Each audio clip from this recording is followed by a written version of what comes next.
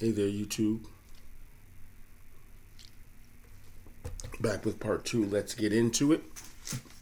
Next album, and this next album, I bought this new, and it was recommended by the owner of one of the record stores that I go to.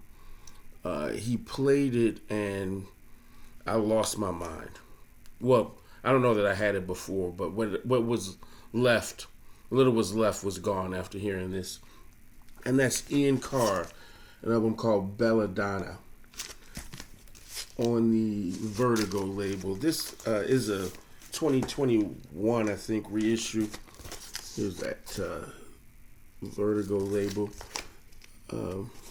This album,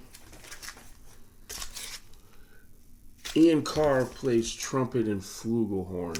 This album was not released initially in the U.S., but it came out in, I want to say, 72. And he had 3 albums on the Vertigo label. This album, some of it is, it's kind of jazzy rock and fusion, some funk on there.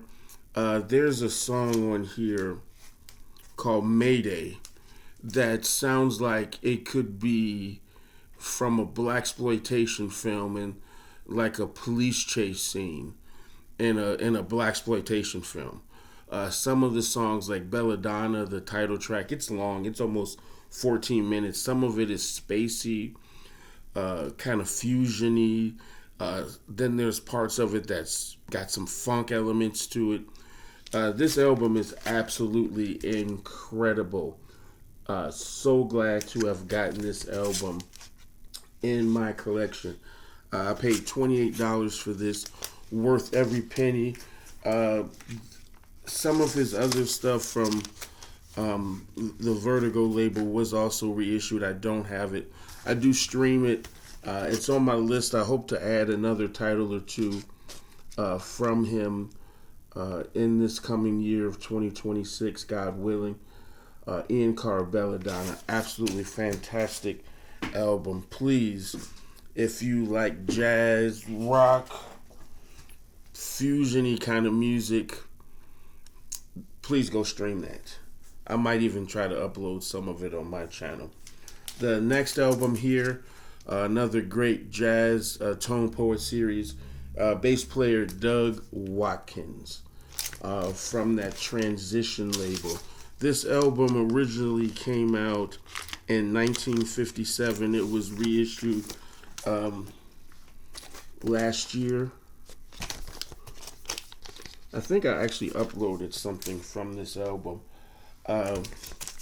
Great album. And so I remember seeing, I think, on the In Groove channel when he was showing new releases, when this came out last year, he showed this one.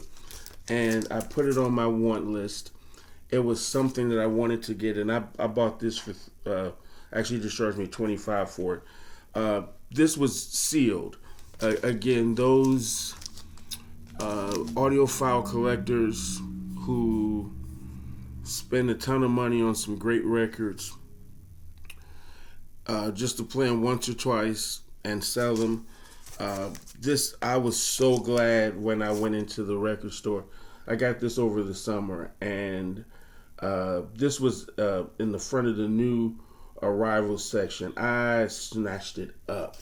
Absolutely great album. Doesn't get a lot of airplay, but this album, we've got Hank Mobley, Donald Byrd, the great Kenny Burrell on guitar, Duke Jordan, and Art Taylor on drums. All-star lineup. Every part of this album, every song on this album, in my opinion, is absolute gold. If you're not familiar with Watkins at large, I would highly recommend that you listen to it. This young man never really made it. I think partly because he died, and I want to say 61 or 62. I think he had a drug habit, and he died of something drug related in the early 60s. I think he was only maybe 26, 27 years old. He'd only released a little bit of stuff. I have another album. Well, I have some other albums that he played on. And I do have another album. I think it's I don't even remember who's on that album. And that's how I came to know Doug Watkins on that album. Frank West, I think. John Coltrane. It's a Prestige album that I bought a few years ago. That's how I came to know of bass player Doug Watkins. And so when this album was being reissued, because all this stuff on that Transition label, it's kind of hard to get. I'm so glad that Tone Poets has started to reissue some of that. I have this one on the Transition label and another one of the early Donald Byrd albums, Bird in Flight, that was on this same Transition label. Absolute gold is this album. Highly recommended. This album right here, this next one, the only gospel album to make the list for me. Now, I did pick up a nice amount of gospel music last year. Actually, one of the record stores that I go to, he got some gospel stuff on the Savoy. It was a nice little collection from a house in Gary. Stuff on the Savoy label, some stuff on the Jewel label, some of the old standard gospel labels of the 60s, 70s, a lot of late 60s, early to mid 70s gospel music.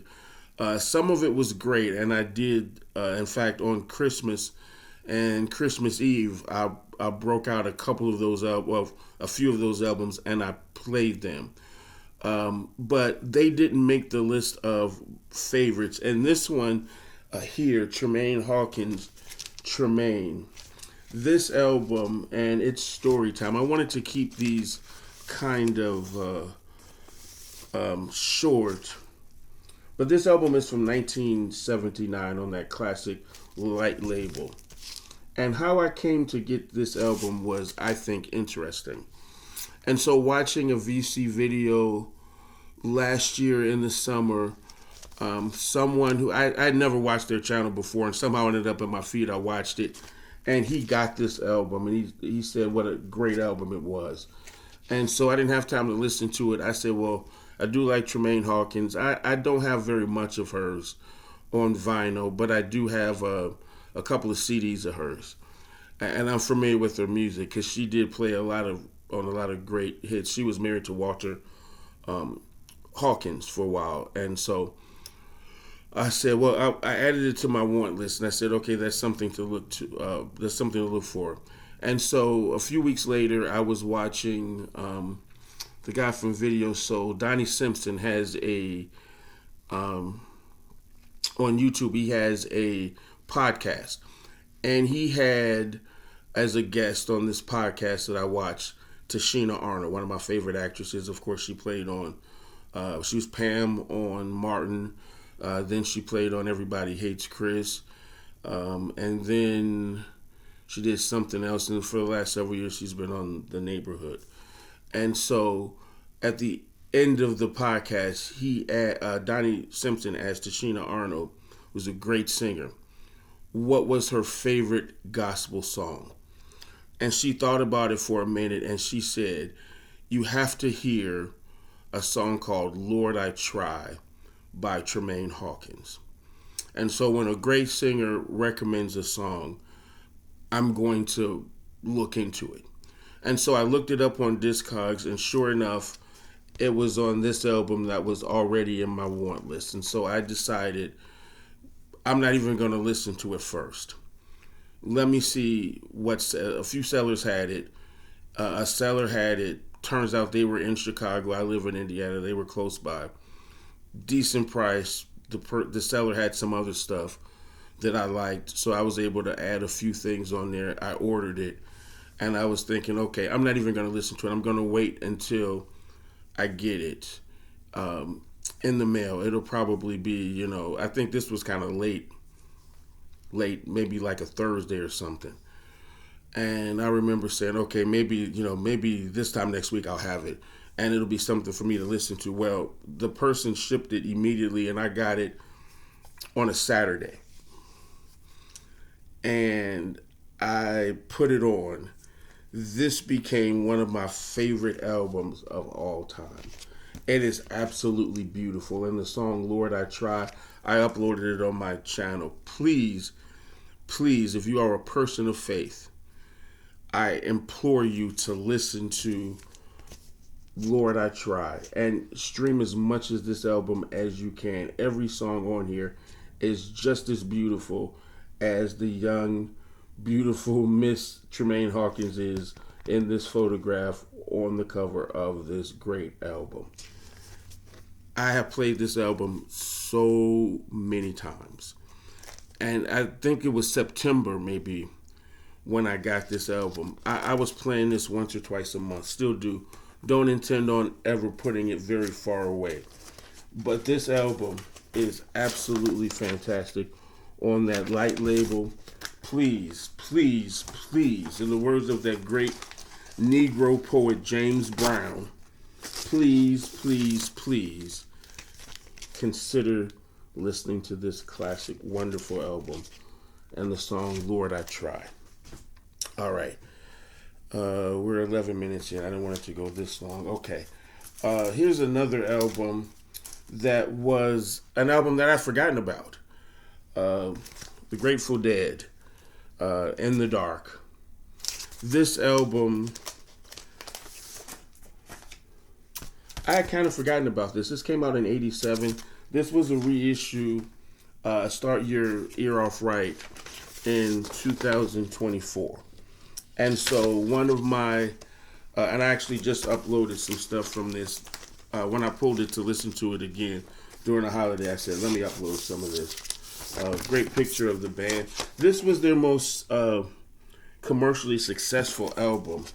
But this album, and I had forgotten about it, so I walked into, this came from a collection, an audiophile collection. The person had this pressing, which is on gray vinyl, and then there was another pressing on black vinyl. This person had both. I thought I picked up the one with the black pressing, but I ended up with the gray pressing. Because I don't, maybe it's just me, but some of the gray vinyl that I have, to me, does not sound well. And to me, I don't know that much. I'm equating maybe some of it to the dyes or something in that affects the play. I have Billy Joel and Innocent Man on gray vinyl. I think it does not sound good at all. I have Dirty Dancing soundtrack on gray vinyl. It sounds okay, but not that great. I actually had to buy an upgraded copy on black vinyl to get a really good sounding copy of that. But, you know, not paying attention, I ended up with the gray vinyl. Their big hit on that album, A Touch of Gray, so it makes sense. And I remember having A Touch of Gray on 45 in the late 80s when I was in high school when this came out. But then hearing this entire album, I played it on a Saturday 3 times. Back to back, side 1, side 2, side 1, side 2, side 1, side 2. That's when I decided to upload it. Throwing Stones, there are so many great, every song on here I think is absolutely fantastic and worth the price of admission. I got this for $25, but I think he gave it to me for $20. Absolutely wonderful album. I highly recommend it. Every song on here. And, you know, I didn't remember the Grateful Dead. I've got some of their records. I don't remember them being so conscious. A lot of the songs on this album talk about environmental justice. In the 80s, people weren't talking about that. Environmental justice, greed of politics, so many world issues was talked about on this album. Such a positive message, such a positive vibe that still, it has meaning today even. That's how powerful I think this album is. Grateful Dead, In the Dark. This is absolutely one of my favorite albums that I picked up in the year 2025. Almost there. This next one, Pink Floyd, Live at Wembley. This everybody knows what this is. But this is, of course, the Grateful Dead and Dark Side of the Moon, Live at Wembley. This came out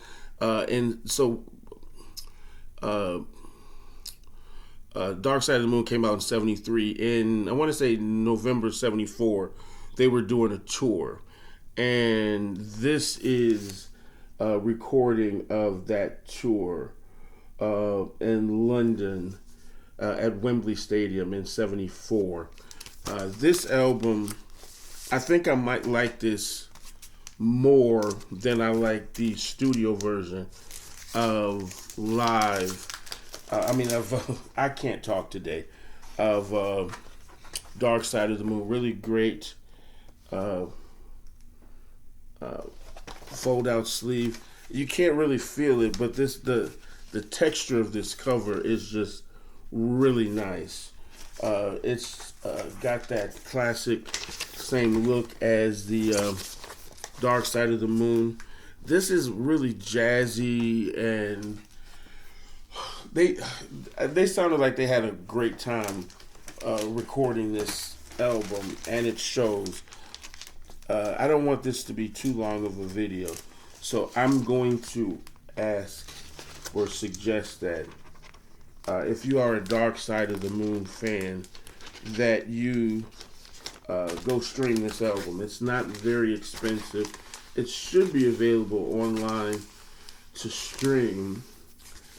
But I have played this album so many times during the holiday season, I've lost track. And I want to put these back together because I want to just be able to just go put them away. Pink Floyd, Dark Side of the Moon, live at Wembley. Absolutely fantastic album. I would highly recommend this one. Another live album that I got, and I'm sorry, this live at Wembley, I bought that used from one of my local record stores for $20. Another album, Bill Withers, live at BBC 1973.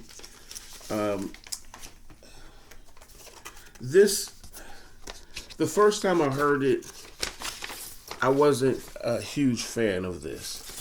But my second time around, and subsequent third and fourth time, I really, really grew to appreciate this album. This is, of course, live at BBC. Great picture of Bill Withers there. He starts off with Ain't No Sunshine. It's okay. But then he goes into Lonely Town, Lonely Street. And everything gets better from there. His rendition of Grandma's Hands is phenomenal, I think, on this album. Does a great version of Use Me.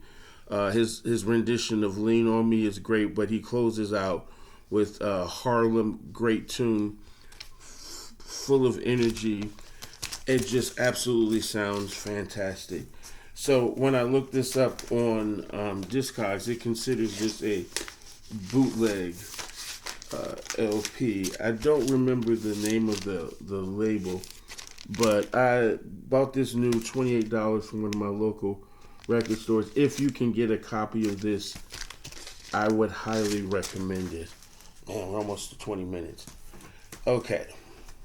I'll do a separate video for my disappointments of the year. But so the last one, another great audiophile pressing, Toto, 40 Years Around the Sun, the 2019 LP that they released, and this is heavy because it's 3 albums.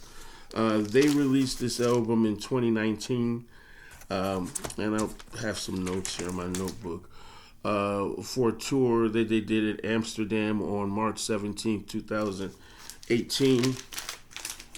This album I paid $35 for. Great, nice gatefold. Oh, this album is so heavy. I'm trying not to damage it. But their rendition on this album of Leah, Hold the Line, is one of my favorite songs of all time. They didn't disappoint with their version of Hold the Line on here. But Spanish She, which was a song that they had just released on their album, I want to say at the time when this was done. But their version of Leah on here, I like that song. I really like this. They have a great version of Rosanna, Miss Sun, and Georgie Porgy on side C. 4 of my favorite songs. They do a version of Human Nature. I forgot, one of their members wrote that song. And I can't remember who it was, and I'm not going to try to remember, but everything on this album, every song, every album is absolutely fantastic. If you can get a copy of this album, I would highly recommend it. Total 40 years around the sun, commemorating their 40th anniversary in music. 20 minutes. So I didn't want it to go this long. Thank you all so much. I hope everyone has been having a great new year. I know we're living in a weird time. Just hold on. Uh, I do enjoy coming on and doing these videos showing music because I show this music because I've learned a lot about music in my 16 years, 17 years I've been watching YouTube now. I've learned so many great songs. And so thank you for watching this long. Please, I encourage you all, if anything looks interesting to you, if nothing else, go stream them. I really enjoy seeing or hearing about artists that I've never heard of, or albums or songs that I've never heard of, and I get to keep experiencing, because I don't listen to a whole lot of the newer music out, but because I just keep constantly learning about music from the 60s, 70s, 80s, even 90s that I missed. There's always something new that I'm getting to experience, and so I really appreciate that. I think music is such a powerful tool.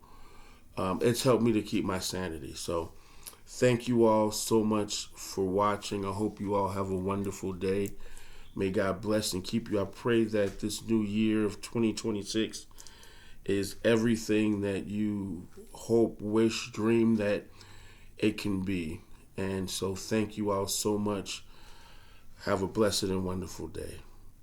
Cheers.